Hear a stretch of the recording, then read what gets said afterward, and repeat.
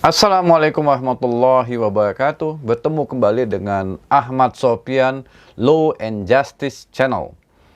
Nah, sahabat-sahabat hukum pidana,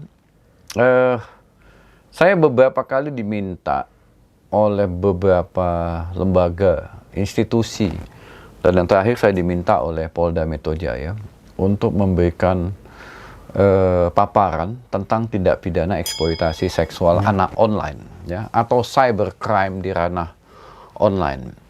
Jadi karena begitu banyaknya institusi, perorangan, lembaga, bahkan penegak hukum tentang tindak pidana eksploitasi seksual anak online ini, maka saya coba membuat secara sederhana, ya. Jadi nanti pada pelatihan-pelatihan berikutnya saya bisa menampilkan video ini, dan sahabat-sahabat hukum pidana yang tidak berkesempatan mengikuti pelatihan tentang eksploitasi atau tindak pidana eksploitasi seksual anak online bisa mengikuti sesi ini hingga tuntas, hingga Anda tidak tersesat. Jadi tindak pidana eksploitasi seksual anak online, atau kalau dalam bahasa asing disebut dengan SECO, Sexual Exploitation Children Online, atau OXI, Online Children Sexual Exploitation. Nah, SECO atau OXI ini adalah bagian daripada tindak pidana cyber, ya. Jadi sebagai tindak pidana cyber ini merupakan satu konsekuensi, ya, yang tidak terduga dan tidak disengaja munculnya tindak pidana ini. Meskipun tindak pidana SECO ini atau eksploitasi seksual anak online ini juga masuk dalam kategori tindak pidana bisnis online, ya. Jadi ada eksploitasi seksual children online, tetapi juga masuk dalam konteks tindak pidana bisnis. Kenapa? Karena anak dijadikan objek komersial, diperjualbelikan. Juga masuk dalam kelompok TOC, Trans-Organized Crime, ya, masuk. Jadi tindak pidana terorganisasi, ya, tindak pidana terorganisasi. Jadi banyak cabang-cabang daripada SECO ini. Jadi pertanyaan mendasar adalah apa sih sebenarnya tindak pidana eksploitasi seksual anak online ini, ya. Jadi tindak pidana eksploitasi seksual anak online ini, anak-anak dijadikan objek di ruang cyber, ya, untuk apa? Untuk dilecehkan, untuk mengalami kekerasan, dan untuk mengalami eksploitasi. Dan berlangsung secara terus-menerus. Anak juga dalam waktu yang hampir bersamaan menjadi target seks komersial, tapi di ranah cyber, ya, bukan di ruang nyata. Jadi pelaku dan korban itu bertemu di cyberspace, bukan bertemu di dalam ruang nyata, tapi disitulah eksploitasi itu berlangsung. Nah, karena eksploitasi itu berlangsung di dalam cyberspace, maka di situ ada materi-materi yang sifatnya visual, audio, tertulis, ya, yang menggambarkan bentuk-bentuk pelecehan dan kekerasan seksual pada anak di ranah cyber. Jadi bisa jadi gambar anak, suara anak, ya, kemudian juga karikatur, animasi, ya, kemudian juga stiker yang menggambarkan kekerasan, pelecehan, dan eksploitasi seksual dilakukan oleh pelaku kejahatan dan anak-anak menjadi korban. Secara doktrin, secara teori, ada 4 bentuk, ya, kejahatan seksual anak online ini. Yang pertama itu adalah grooming. Jadi grooming ini bujuk rayu. Jadi anak dibujuk, didekatin oleh seseorang pelaku. Bisa jadi pelaku ini tidak menunjukkan identitas sesungguhnya. Tidak menunjukkan. Jadi pelaku itu menyaru sebagai dokter, menyaru sebagai seorang agen dari rumah produksi, menyaru sebagai seorang guru, trainer, ya, guru vokalis, guru senam, dan macam-macam. Tapi sebenarnya dia adalah predator seks. Kemudian yang kedua ada sexting. Jadi setelah dia merayu dengan harapan anak tersebut memposting gambar-gambar pribadinya, dimulai dari gambar yang utuh dengan busana hingga nanti gambar-gambar yang mengandung ketidaksenonohan sampai ketelanjangan, bahkan gambar-gambar yang melakukan adegan seksual sebagaimana perintah dari si pelaku grooming tadi. Selanjutnya, setelah dia berhasil mendapatkan atau memposting gambar-gambar sexting tadi, maka anak akan menjadi target sextortion, mengalami pemerasan seksual. Jika kamu tidak mengirimkan uang lagi, tidak mengirimkan foto lagi, tidak mengirimkan video lagi, maka gambar kamu akan saya sebarkan. Yang dilakukan oleh pelaku, itulah sextortion. Sextortion ini pemerasan seksual. Dan yang keempat, itu live streaming. Jadi kadang-kadang anak itu menampilkan adegan seksual, kemudian si pelaku memancar luaskan kepada audiens, kepada penonton, dan penonton bayar sejumlah uang kepada si pelaku. Anak menjadi target, menjadi objek seksual. Dan yang kelima ada namanya CSAM, Children Sexual Abuse Material, gambar-gambar, foto, video yang disebarluaskan. Tapi tidak tahu itu gambar, foto, kapan diambil. Yang jelas itu menampilkan ketelanjangan, yang mirip ketelanjangan atau kekerasan seksual.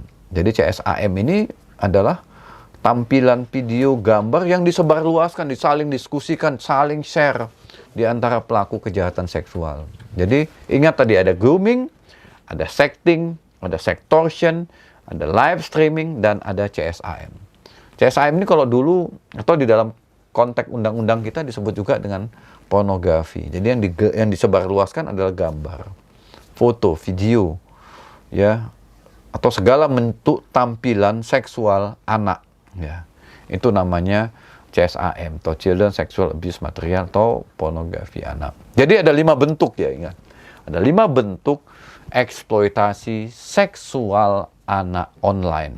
Nah, situasi ini jika kita gambarkan dalam konteks hukum internasional, apakah masalah ini ada diatur di dalam hukum internasional? Ya, tentu ada, ya. Persoalan eksploitasi seksual anak online ini ada. Ini tidak terlepas dari situasi yang mengkhawatirkan. Jadi kenapa dunia internasional menganggap ini penting? Situasi ini sangat mengkhawatirkan. Jadi menurut laporan UNICEF, ya, yang dirilis tahun 2017, sebanyak 5 juta profil anak di dunia digital telah dicuri. Ya, besar sekali. Kemudian juga dari data Interpol tahun 2019, ada 2,7 juta gambar anak-anak, ya, yang berisi pelecehan seksual. Kemudian juga distribusi pornografi anak itu telah menghasilkan 3 hingga 20 miliar setahun. Ya, itu besar sekali. Jadi memang ini nyata dijadikan objek seks komersial. Belum lagi laporan dari sebuah lembaga di Amerika Serikat, NCMEC, yang menyatakan bahwa di tahun 2020 terjadi lonjakan pelecehan seksual anak di ranah internet, ya, sebanyak 90%. Sehingga ditemukan oleh NCMEC, itu ada sekitar 12 juta anak-anak mengalami pelecehan seksual di dunia internet. Jadi ini sangat mengkhawatirkan. Jadi kemudian kalau kita bicara soal platform, itu platform yang digunakan untuk melakukan pelecehan seksual itu memang ada platform media sosial. Kalau kita bicara media sosial itu kan ada Facebook, ada Instagram, ada Twitter, ya. Lalu ada lagi platform lain yaitu pepesanan, WhatsApp misalnya, SMS walaupun tidak digunakan lagi, Telegram, Line, itu kan pepesanan. Jadi anak-anak menjadi korban eksploitasi seksual anak dengan menggunakan platform media sosial dan juga platform pepesanan. Belum lagi kita bicara soal platform-platform video pendek, ya, ada TikTok, ya, kemudian YouTube juga mengembangkan video-video pendek. Jadi ada platform yang berisi tentang video, ada media sosial, dan ada media pepesanan. Disitulah anak-anak mengalami eksploitasi seksual anak. Jadi sangat mengkhawatirkan sahabat-sahabat hukum pidana dan masih membuka peluang bagi kita semua untuk melakukan riset. Apalagi grooming ini sendiri belum ada aturan hukum yang jelas tentang apakah bisa dipidana atau tidak. Nah, bicara tentang hukumnya, ya, karena ini kita bicara soal aspek hukum tentang eksploitasi seksual anak, maka saya mengkajinya dari 3 perundang-undangan. Bisakah eksploitasi seksual anak online yang saya sebutkan ada 5 bentuk tadi itu diatur dan bisa dikenakan ancaman pidana dalam konteks hukum pidana nasional? Nah, saya bicara dari 3 perspektif undang-undang aja ya, karena waktu yang sangat terbatas. Pertama adalah Undang-Undang 23 2002, Jungto 35 2014 dan Jungto 17 2016 tentang perlindungan anak. Kemudian Undang-Undang 11 2008, Jungto Undang-Undang 19 2016 tentang ITE, dan yang ketiga adalah Undang-Undang 44 tahun 2008 tentang pornografi. Jadi kalau kita bicara tentang eksploitasi seksual anak, maka tidak terlepas dari 3 kelompok undang-undang ini. Nah, di Undang-Undang Perlindungan Anak, ya, terutama di Undang-Undang 35 2014, kalau kita bicara tentang tindak pidana eksploitasi seksual anak online, maka rujukan pasal yang bisa dipakai itu adalah pasal 76 huruf I, Jungto pasal 88, yang ancaman pidananya maksimum 10 tahun dan denda maksimum 200 juta. Cuman ketentuan pidana yang dilarang di dalam pasal 76 huruf I Jungto pasal 88 ini adalah tentang eksploitasi seksual anak. Tidak secara spesifik menyebut eksploitasi seksual anak online. Nah, kita sebagai ahli pidana yang menafsirkan itu, bisakah tindak pidana eksploitasi sebagaimana diatur di dalam eksploitasi seksual anak diatur 76I Jungto pasal 8 juga diperluas maknanya, termasuk di dalamnya eksploitasi seksual anak online. Kalau itu maknanya bisa diperluas, maka grooming, sexting, sextortion, live streaming, kemudian CSAM, itu bisa menggunakan undang-undang itu. Cuman masalahnya adalah tidak ada tafsir otentik tentang eksploitasi seksual sebagaimana diatur dalam pasal 76 UI Jungto pasal 8. Sehingga memang undang-undang ini perlu direvisi, menjelaskan apa sih unsur-unsur pidana dari eksploitasi seksual sebagaimana diatur dalam pasal 76 huruf I Jungto pasal 88. Jadi memang agak menyulitkan penggunaan pasal 76 huruf I sebagaimana diatur dalam Undang-Undang Perlindungan Anak. Nah, kita masuk ke Undang-Undang ITE. Kalau Undang-Undang ITE kira-kira ada atau tidak ya norma yang bisa mempidana pelaku? Nah, saya akan masuk ke pasal 27 ayat 1 Undang-Undang ITE. Setiap orang dengan sengaja dan tanpa hak mendistribusikan dan atau mentransmisikan dan atau membuat dapat diaksesnya informasi elektronik dan atau dokumen elektronik yang memiliki muatan yang melanggar kesusilaan. Jadi pendistribusian gambar anak-anak yang mengandung ketelanjangan atau membuat dapat diaksesnya gambar itu yang dilakukan oleh pelaku membujuk rayu anak-anak, ya grooming tadi itu, sehingga anak mengirim gambar tersebut, menurut pandangan saya itu bisa kena pasal 27. Itu ya sexting yang dilakukan oleh pelaku sehingga anak menyebar, atau bukan menyebar, mengirimkan sehingga itu bisa diakses, maka itu bisa sexting digunakan untuk pelaku yang menggrooming lalu anak mengirim gitu ya. Kalau grooming aja belum mengirim berarti belum bisa pasal 27 ayat 1 Undang-Undang ITE. Kemudian sextortion, pembahasan pengancaman. Menurut saya bisa ada diatur dalam pasal 29 Undang-Undang ITE. Kalau kita baca pasal 29 Undang-Undang ITE ya, setiap orang dengan sengaja dan tanpa hak ya mengirimkan informasi elektronik dan atau dokumen elektronik yang berisi ancaman kekerasan atau menakut-nakutin yang ditujukan secara pribadi. Jadi seseorang yang menakut-nakutin anak tadi itu, kalau enggak kamu kirimkan gambar kamu, maka akan saya sebarkan, membuat takut ya. Nah, itu bisa masuk pasal 29. Jadi sextortion itu bisa diatur, bisa dikenakan terhadap pelaku kejahatan seksual anak dalam bentuk sextortion.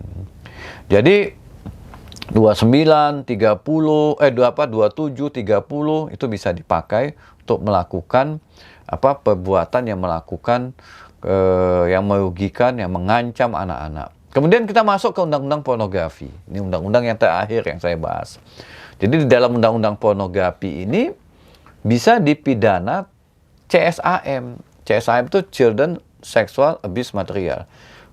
Membuat gambar yang mengandung ketelanjangan pada anak atau yang mengandung pornografi anak, kemudian memproduksi, kemudian memiliki, mendistribusikan, menyebarluaskan gambar-gambar tersebut, bisa juga dikategorikan sebagai tindak pidana pornografi. Jadi penyebarluasan konten, material yang mengandung ketelanjangan, mirip ketelanjangan, dan lain-lain, itu bisa dikenakan dengan ancaman pidana sebagaimana diatur di dalam beberapa pasal yang ada di dalam undang-undang pornografi. Bisa pasal 29, 31, kemudian juga 32, ya. Kemudian juga ada pasal 33, 34, dan kalau 34 itu khusus ya, menjadikan anak sebagai objek atau model pornografi. Itu lebih clear. Ya, menjadikan anak sebagai objek atau model pornografi. Itu bisa dikenakan pasal 34. Saya pikir ini ya sahabat-sahabat hukum pidana, mudah-mudahan materi atau seri kuliah tentang tindak pidana eksploitasi seksual anak online ini bisa menambah wawasan.